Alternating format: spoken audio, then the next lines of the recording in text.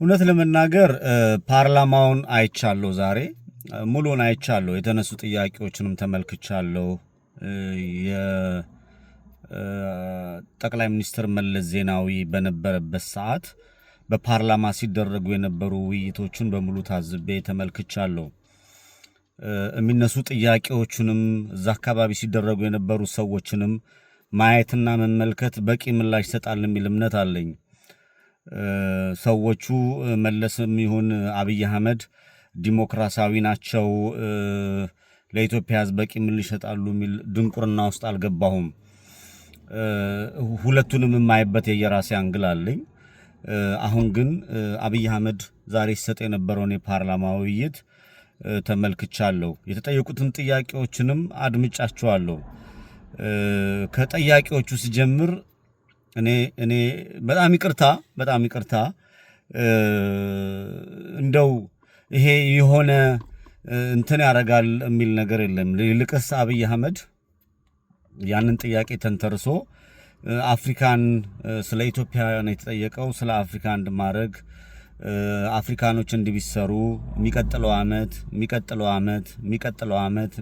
ዓመት ከሚለው ምላሽና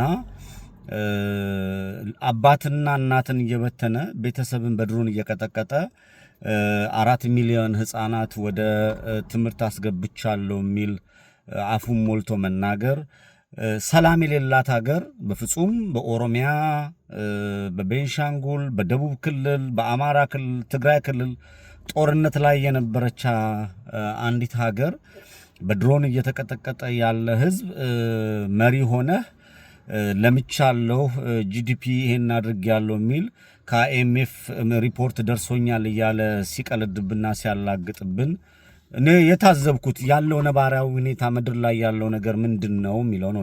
መመልከት እንፈልገው ምንድነው ነባራዊ ሁኔታ ምድር ላይ ያለው።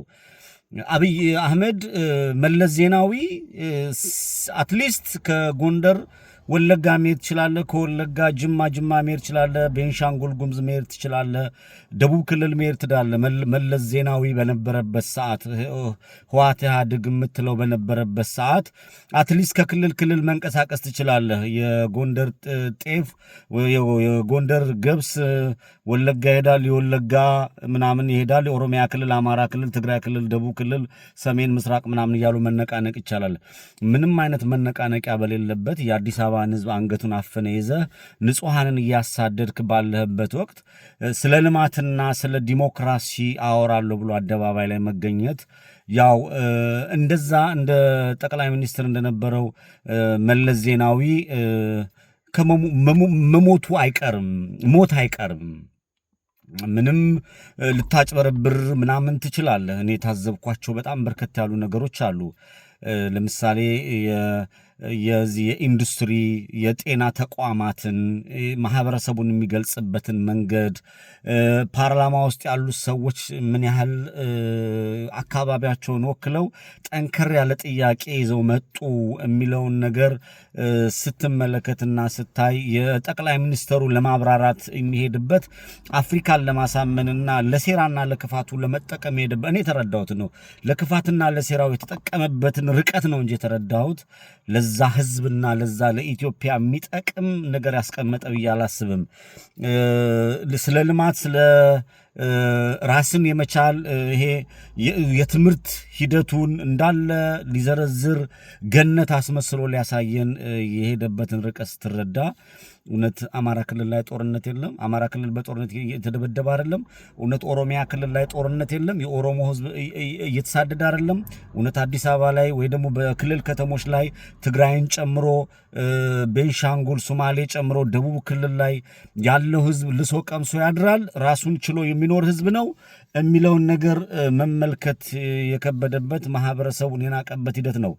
በነገራችን ላይ እኔ አሁን የሆነ የምመለከተው ነገር አለ።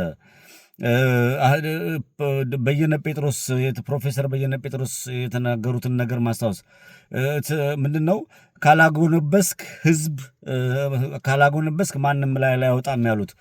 ህዝብ አጎንብሶ ዝም ካለ ታጋዮች የምንላቸው ይሄንን ያገጠጠና ደም አፋሳሽ ስርዓት በዚህ በ7 ዓመት ውስጥ ከዚህ በላይ የሚፈጸም ግፍ የለም። ይህ ሁሉ ግፍ ተፈጽሞ ሳይመለከት ተመልክቶ ለሆዳቸውና ለግለሰባቸው ለማህበረሰባቸው የማይጠቅም ስራ የሚሰሩ ታጋዮችን ወይም ደግሞ ለለውጥ የተነሱትን ሰዎች ማሰር፣ ፓርላማ ላይም ጨምሮ ህግ መጣስ፣ ንጹሃንን ማፈን የደህንነት ጉዳይ በዛች ሀገር ውስጥ የሚታሰብበት ሆኖ የሚታሰብበት ሀገር አይደለችም። ይሄን ሁሉ የተመለከተ እጅግ በጣም የሰጠው ማብራሪያ እኔ ሳጠቃልለው ህዝብን ማጭበርበር ነው። እኔ አሁን ሰዎች ይመክሩኛል፣ ወደ ሀገር መግባት አትፈልግም?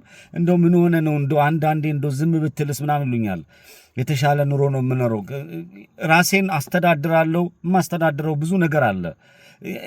ግን የዛ ህዝብ ደም እንዲቆም የዛ ህዝብ መከራ እንዲቆም ነው እየተናገርኩ ያለሁት። ማህበረሰቡ ለምርጫ ማዘጋጀት ለምርጫ ኮሮጆ እንዲሞላ የተወሰኑ በጥላቻ የታወሩ ያንን ማጥፋትና ያጥፋት የሚመኙ አካላቶች ያንን ህዝብ ለማጥፋት ሲሄዱ ያየው ዝም የሚል አንጀት ስለሌለ ነው እንጂ ስለ እውነት ስለምኖር ነው፣ ስለ እውነት ስለምናገር ነው እንጂ ማህበረሰቡ የሚሆንበትን የሚደረግበትን ያው ማህበረሰብ ሄዶ የምርጫ ካርድ አውጥቶ የሚመዘገበው ያው ዛው ሲተሻሽ ሲርመሰመስ ሲገደል ሲቀባበር ከፍ ሳይል የተሻለ ዕውቀት ሳያገኝ የተሻለ ኑሮ ሳያገኝ ቤተሰብ እየተበተነ ኑሮ እየተበተነ ህፃናት እያለቀሱ ይሄ የሰውነት ተርታ ሳትኖር ሃይማኖት ሳይከበርልህ ሃይማኖት ሳታከብር የምታልፍበት መንገድ እየመጣ ነው። ይሄ የብሔር ጉዳይ አይደለም። ኢትዮጵያ እንደ ኢትዮጵያ ያለችበትን መንገድ ተረርቶ ቆም ብሎ ታስቦ ፊት ለፊት ቁጭ ብሎ ሊጠየቅና ሊመልስ የሚገባው ወይም ደግሞ ምን እየሆነ ነው የሚለውን ነገር የሚያይ ዜጋ ከሌለ የካድሬነት ቅጥረኛነት ህሊና ቢስነት ዋጋ እያስከፈለን ነው። የታዘብኩት ይሄን ነው።